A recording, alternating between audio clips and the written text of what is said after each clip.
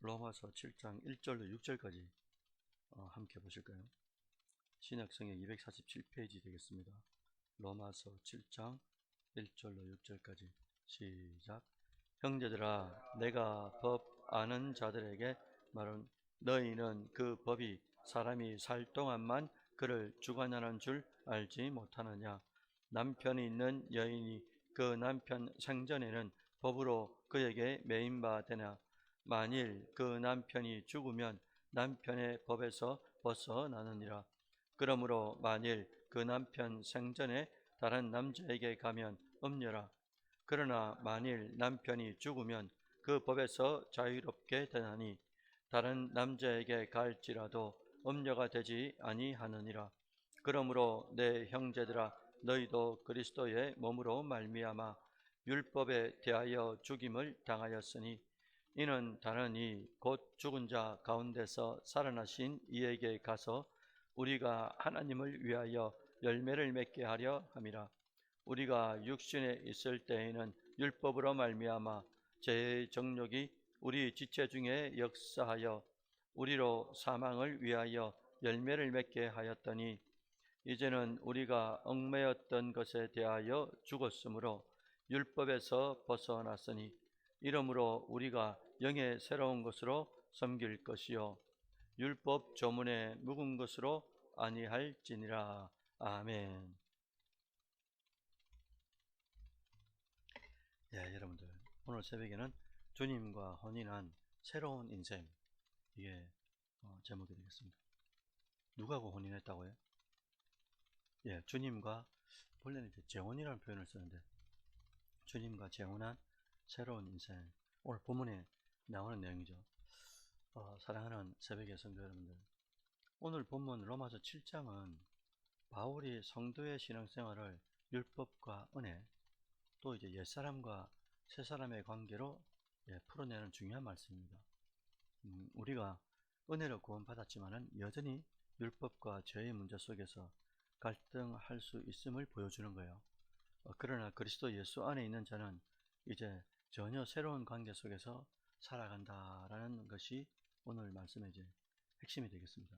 그래서 1절부터 3절까지 내용을 보니까 율법에 매인 옛사람의 삶에 대하여 혼인의 관계를 설명하면서 율법과 죄에 대해서 이제 말씀해 주고 있어요.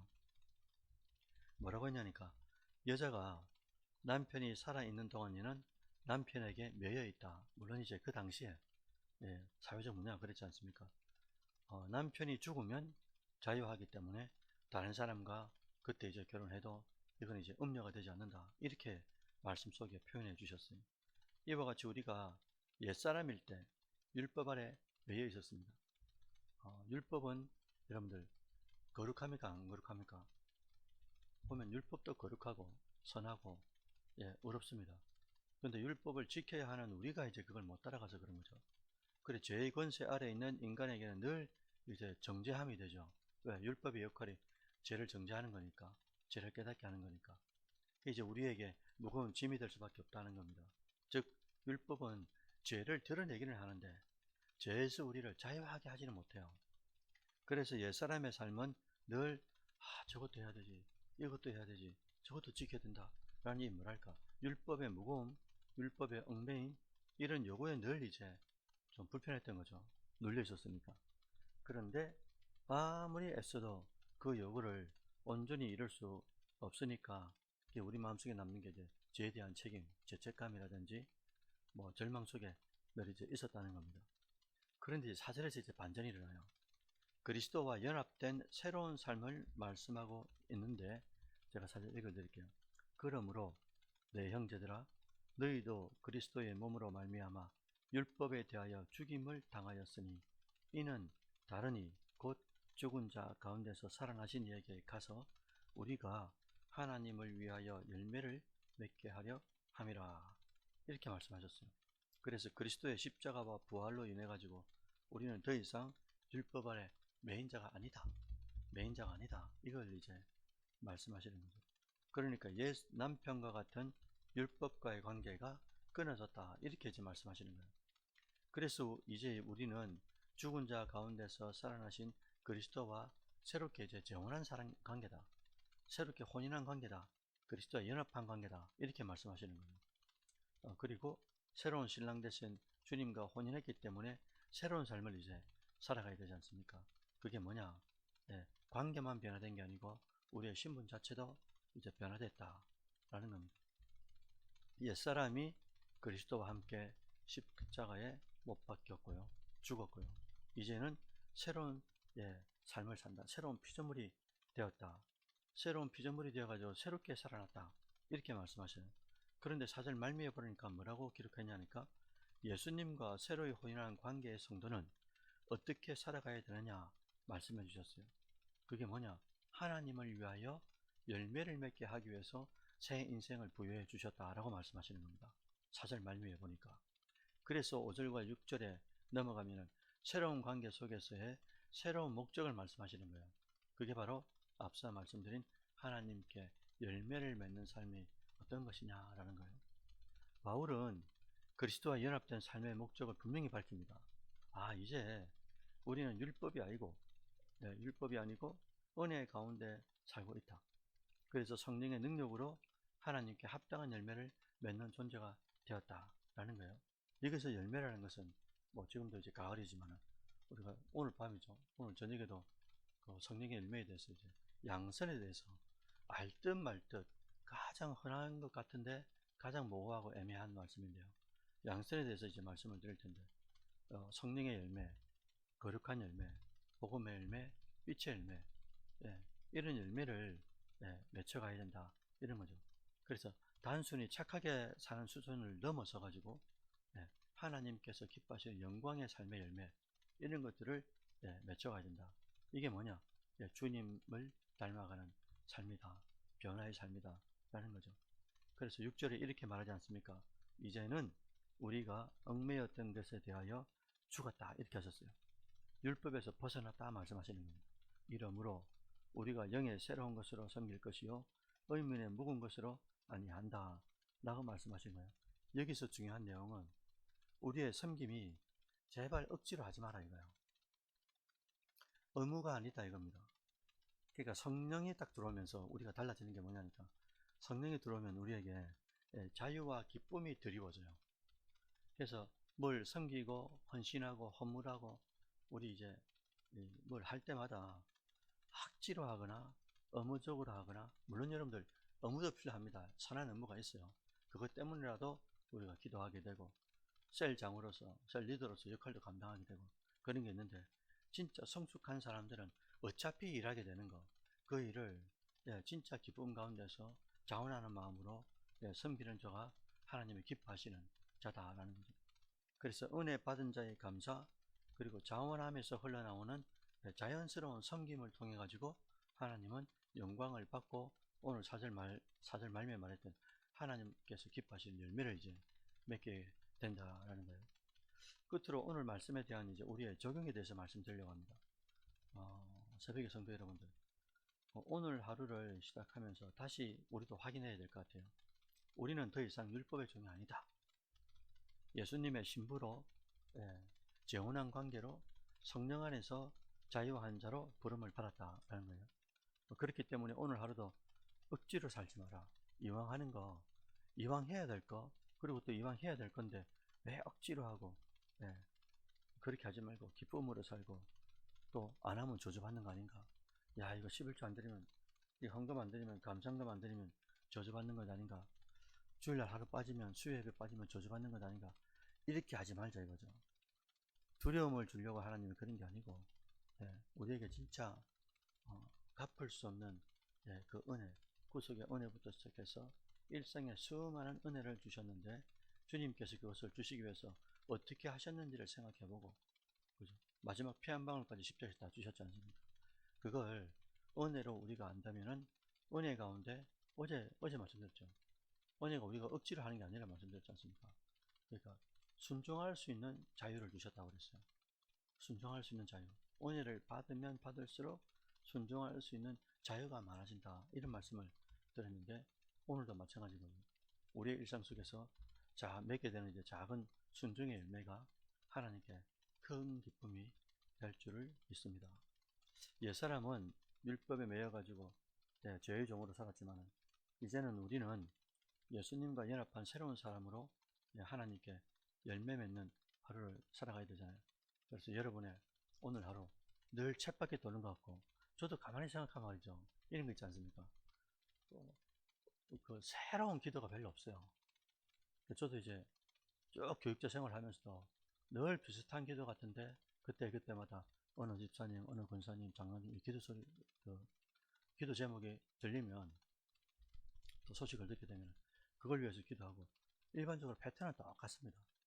그런데 날마다 새로운 거 있죠. 제가 부산공고를 졸업하고 10년 있다가 30살에 이제 대학교를 한번 가보겠다고 공부를 하는데, 그게 해화 초등학교라고 옛날에 있었어요.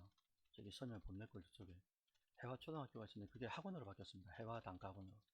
근데 해화 단과학원이 바뀌었는데, 거기에 어떤 선생님이 한 번 오셨냐니까, 스위스에서 언어학을 배우시는 분이 오셨어요. 그래, 학원 단과생으로 오셨는데, 이분이 뭐라고 가르쳤냐니까, 이 지문이 있잖아요.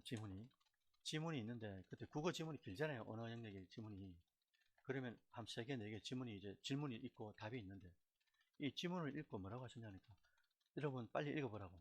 읽고 안 읽는 것처럼 다시 읽어라, 이러는 거예요. 이 무슨 말인고 싶었어요. 처음에 이 무슨 말이지? 그러니까 읽었는데 안 읽은 것처럼 생각하고 다시 읽어라, 이 훈련을 시키더라고요. 언어 영역을 하는데. 그래서 어떤 문장이 와도 문장에 대한 딱 패턴을 딱 보는 순간에 이게 글이 어떻게 쓰여졌다라는 것을 간파를 하라, 이런 의미였거든요. 그래서 저도 이제 학교 다닐 때 우리 담임선생님이 뭐랬냐니까, 우리가 공부였지만은 그래도 항상 그 신문에 그 일주일에 2번씩 사설을 스크랩해 가오라 그러셨어요. 사설을 읽으니까 이 글의 서론, 본론, 결론이 확실하지 않습니까? 사설 같은 경우는. 그런 훈련들을 하면서 참 처음에는 쌤도 독특하다. 우리는 그냥 이 전기 배선하고, 저는 전기과를 나왔으니까 이 배선하고 뭐 납땜하고 이거 하면 되는데, 그게 아니고 유식해야 된다고, 공부해야 된다고. 그때는 막 불평이 있었습니다. 근데 그게 하고 훈련하면서 쫙 이제 몸에 배우니까, 나중에는 이렇게 글을 딱 보는 순간에 이렇게 쓰여진 거구나, 이게 쑥 들어오는 거 있죠, 조금씩. 그래서 오늘도 마찬가지로 우리가 억지로 하는 게 아니고, 이왕 하는 거 하나님께서 모든 환경 여건들 다 만들어 놓으신 것 아닙니까? 그래 놓고 순종하라는 거잖아요. 순종할 때 만약에 진흙탕을 간다, 그래도 가는 거죠. 왜? 하나님께서 하라 하시니까. 그리고 제가 늘 말씀드리지만, 하나님이 감당할 만큼 주신다 하셨으니까, 또 감당 못하면 또 피할 길을 또 주신다 하셨으니까, 그러면서 피할 길이 아닌 것 같은데 이런 의구심이 들어도 그게 우리에게 가장 최적의 것으로 하나님이 최고 좋은 것을 주신다고, 창세기부터 계시록까지 누누이 그렇게 말씀해 주셨는데, 우리가 안 믿는 거죠. 안 믿고 보이는 대로만 보고 불평하고 원망하고 살아가니까, 일을 하면서도 다른 사람에게 선한 영향력이 아니고, 에이 김집사 안돼 이렇게 말하면 어떻게 되겠습니까? 아무쪼록 여러분들, 오늘도 새로운 하루를 주셨어요. 야야, 무거운 짐을 준 거다, 이렇게 절대 하지 않으셨어요. 주님께서 내 짐은 뭐라고요? 가볍다 하셨잖아요. 내 짐은 가볍다라고 말씀하셨고, 진짜 가볍고요. 믿음으로 받으면 버릴 게 없으니까 가볍다고 하시고. 그래서 오늘 하루도 여러분들 생각을 잘 하시기 바랍니다. 어떤 생각이냐, 주님 오늘도 왜 이걸 주십니까? 또 저를 시험하는 겁니까? 주님, 이것을 통해서 주님이 더 기뻐하시는 그런 모습들을 보여드리겠습니다. 뭐 이런 믿음의 배포, 이런 거. 그러니까 어떤 문제가 탁 떨어지면 이 문제 때문에 소망하는 거 있지 않습니까? 문제가 되는 게 아니고, 문제가 탁 떨어지면 주님께서 어떻게 하라고 주신 거지? 주님께 포커스를, 레이더를 딱 맞춰가지고, 그러면서 이제 증언들을 잘 밟아가는 거죠. 하나님께서 어떻게 하라 하시는 건가? 어떻게 하라 하시는 건가? 우리도 연애도 그렇잖아요. 사랑하는 사람을 만나고 싶은데, 그 사랑하는 사람을 이제 만나기까지 계속 이렇게 만나고, 또 대화도 해보고, 같이 먹어도 보고, 자꾸 그렇게 하는 것 아닙니까? 그러면서 알아가고, 저 사람의 밑바닥을 내가 봤는데, 그 밑바닥도 내가 받아낼 믿음이 되는가? 그거 이제 자꾸 체크해 가는 거잖아요. 그러면서 혼인을 하게 되고, 결혼을 하게 되고, 그래서 이제 살아가는 것처럼, 오늘 하루도 주의 성령께서 우리 안에 같이 살겠다고, 동거하겠다고 들어오셨어요. 들어오신 이 성령을 제발 외롭게 만들지 마시고, 어떤 문제가 생겨도 성령님, 이 어쩌라고 이렇게 하시는 건지 모르겠지만 순간순간 깨달음을 주시고, 성령님, 이것도 어떻게 하면 되겠습니까?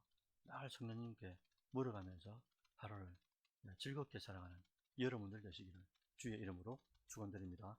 아멘. 살아계신 하나님, 오늘도 새벽에 주신 말씀, 주님과 혼인한 새로운 인생이라고 말씀해 주셨습니다.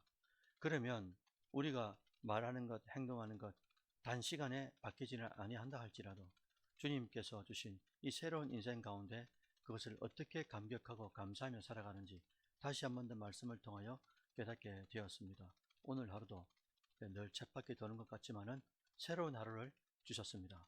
새롭게 해석할 수 있는 믿음을 주시고 또 그 믿음 가운데 많은 사람들에게 선한 영향력을 미쳐 나가는 우리의 언행심사가 될 수 있도록 주님 인도하여 주옵소서. 예수님의 이름으로 기도드립니다. 아멘.